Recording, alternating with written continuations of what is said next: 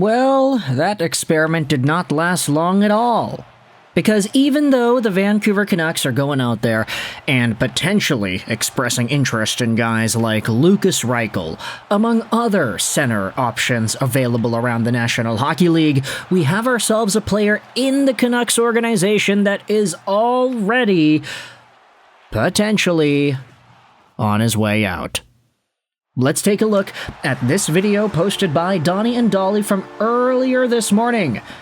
Rick Dollywall is hearing the Vancouver Canucks have Vitali Kravtsov's name out there, trying to see if there are any interested teams. And to go along with this piece of news, GM Patrik Allvin announced today that Vitali Kravtsov has been placed on waivers and Joseph Labate has been assigned to the Abbotsford Canucks in the AHL. Now, I wanted to speak a little bit about Labate first before we dive into the whole Kravtsov thing, but was anybody else super impressed with Joseph Labate throughout the course of this NHL preseason? Sure, he wasn't amazing, but the physical presence that he brought, just the level of agitation he was able to provide out there for the Canucks, this guy was so highly contested throughout the games that he played, and there's such a nice story with Labate as well. The fact that he was a Vancouver Canucks draft pick 14 years ago in 2011, this guy entered the organization after the Stanley Cup run. And then he played a full 4 years in the NCAA, and then he inevitably got his NHL debut in 2016-17. So there was a really long, tenured time that Labate had in the Vancouver Canucks organization. He took some time off to play in different hockey teams in the AHL and the KHL before inevitably returning to the NHL and getting his first point last year with the Columbus Blue Jackets. Nice to see that out of the former Vancouver Canucks draftee.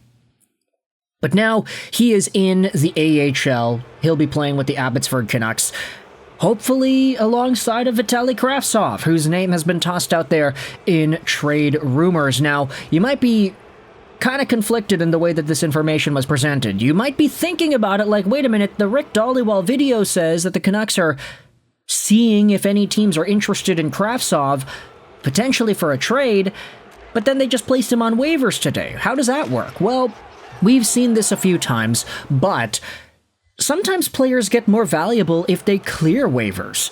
Because once they clear, they have eligibility to go up and down without any impunity.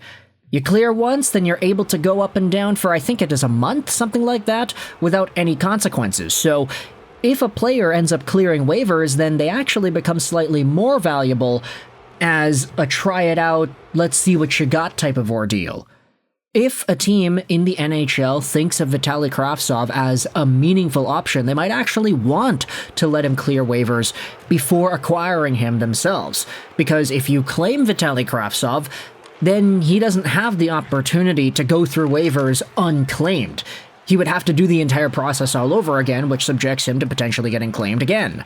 So NHL teams could potentially be looking at Kravtsov and saying, okay, well, if he clears, then we'll try to go after him, because we want to see what he can do. But ultimately, we're just going to have to wait a day. If he does get claimed, then okay, that's the entire story complete. Goodbye, Vitali Kravtsov from Vancouver. I'm not going to say that it was a bad get. I mean, we did have some people going out there and suggesting that some sort of a Valeri Nichushkin type revival in Kravtsov's career was not impossible. Nichushkin was a former top prospect that was not the best in the NHL, who eventually went back over to Russia for a few years and then returned over to Colorado to become a 20-goal scorer. Nichushkin worked out. He was fine. From Dallas to the KHL to Colorado, and there were some folks saying that Kravtsov could potentially do the same thing, but it just didn't really work out in this preseason. I mean, there were some centering passes that he had that were noteworthy, some chances that he set up on the sticks of his teammates that looked nice, but ultimately, Vitali Kravtsov did not move the needle as much as, let's say, Arshdeep Bains with his forechecking and his chemistry with Linus Karlsson and Max Sasson. Anybody on that line, really, I think they were all better than Kravtsov. Lekaramaki showed a goal-scoring touch. Atu Ratu has been winning faceoffs and scoring goals, and then you have Braden Coots, who has been such a surprise. A lot of young guys have done very well in this preseason and training camp segment, and it's been really good. So for Vitali Kravtsov, it's not like, he wasn't trying, he just got overtaken.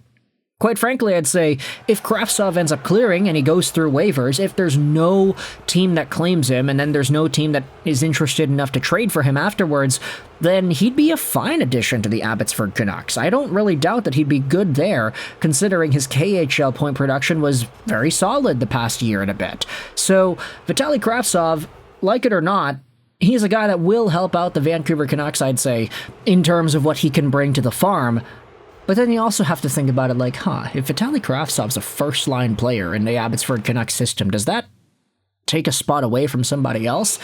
I mean, Kravtsov is not old. He's 25 years old, so it's not like he's necessarily done developing, but at the same time, you would probably hope that somebody who's younger, with a little bit more bite or a desire to make it, you would hope that somebody in that spot is going to get top minutes in the Abbotsford Canucks locker room.